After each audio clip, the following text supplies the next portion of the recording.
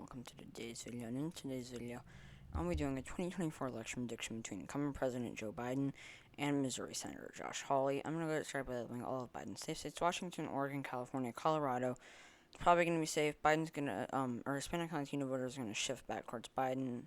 Hawley is not, obviously, in most states, Biden did pretty well with the Hispanic Latino vote, just with the exception mostly of Florida and Texas.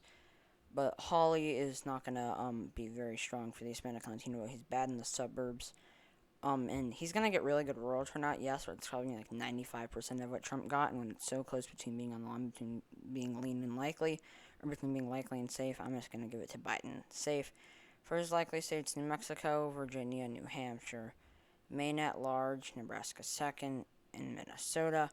Whereas Hawley will get Kansas, Nebraska's first, Iowa, or Indiana, Ohio, Maine second, South Carolina, and Alaska. So for Biden in New Mexico, it's going to do well enough with Hispanic Latino voters. Hawley will probably get like 85 or 60 to 85% of the vote with like the working class that Trump did.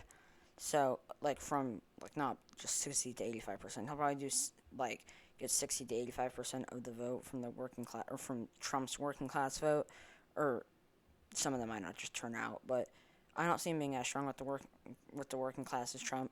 Virginia, Biden's gonna do well enough in the suburbs. Hawley's gonna get slightly less rural turnout, probably be like D plus 10.5.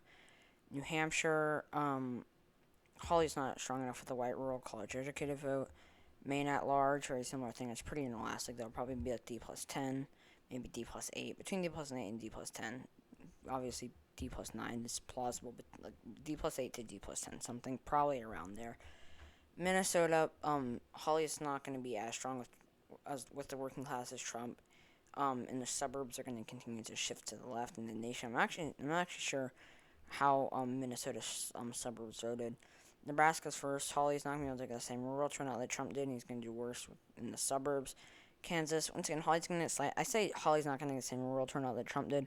Hawley's still a phenomenal candidate for the rural vote. He's just not going to get as much because Trump obviously got like a lot.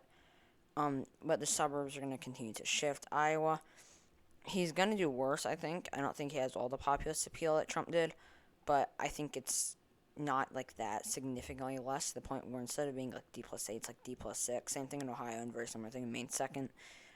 Indiana, it's another similar thing, probably be like R plus 14-ish, R plus 15.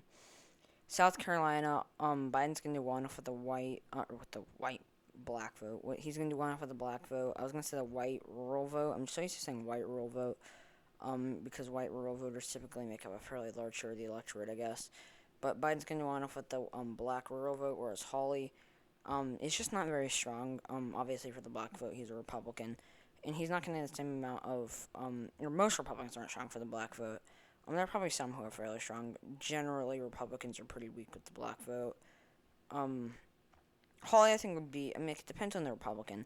I think Hawley would probably do better with the black vote than like Mike Pence or Mitt Romney, but doesn't necessarily mean he's good. It's Mike Pence and it's Mitt Romney. They're both pretty bad for the black vote. But Hawley's not going to get the same rural turnout. Alaska, we're going to see more and more Native American voters turning out, which is going to continue to shift it to the left. And Hawley is not as strong with oil workers as Trump, I don't think.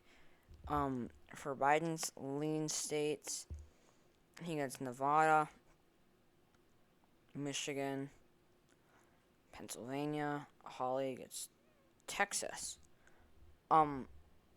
So in Nevada, Biden is going to do well enough with the Hispanic Latino vote. Once again, Hawley's not going to get the same rural turnout. Once again, it's not like he's too bad for the rural vote. He's a good candidate. It's just not as strong as Trump. Michigan, Hawley's not strong enough in the suburbs. He's not going to get the same rural turnout that Trump did, obviously, once again. And he is not going to do very well with the black vote. And once again, I'm not sure if I said this. I think I just said this, but just in case I didn't, Biden's going to do well enough with the working class. He's going to do well enough with the white working class in Michigan, whereas Hawley's probably going to do worse. I think I already said that, but whatever. Pennsylvania, Biden's going to do well enough with the working class. Once again, he'll probably improve. He's already going to do pretty well with the black vote, do pretty well in Philly. Hawley's going to get less rural turnout in the suburbs. They're going to continue to shift to the left. Texas, Hawley is going to do well enough with the rural vote. but he's going to turn out less rural voters. Obviously, we're probably going to see the Hispanic Latino vote shift to Biden, and the suburbs are going to continue to shift it to the left. For Biden's tilt states, he gets Arizona, Wisconsin, Georgia, and Florida, whereas Hawley gets North Carolina. In Arizona, Hawley's just too much of a turnoff, I think, in the suburbs to traditional conservatives who didn't like Trump. He's just too much of a turnoff, and he's not going to be strong enough for the Hispanic Latino. I could see him doing better. Even then, I see enough of them not turning out and enough of them splitting still for Biden. That the Hispanic Latino votes larger share of the electorate over as opposed to like white suburbanites, white traditional McCain, Romney, Bush, establishmentarian supporting, I guess, suburbanites. They'll probably make up a smaller share of the electorate and they'll probably favor Biden more. And once again, Biden's probably going to do well enough for the Hispanic Latino vote that'll carry it. Wisconsin, Biden's going to do well enough with the black vote, and Hawley's going to do worse with the working class. Once again, won't get the same amount of turnout. In North Carolina, I see Hawley doing worse with the black vote. Obviously, I see probably worse than Trump. It's weird.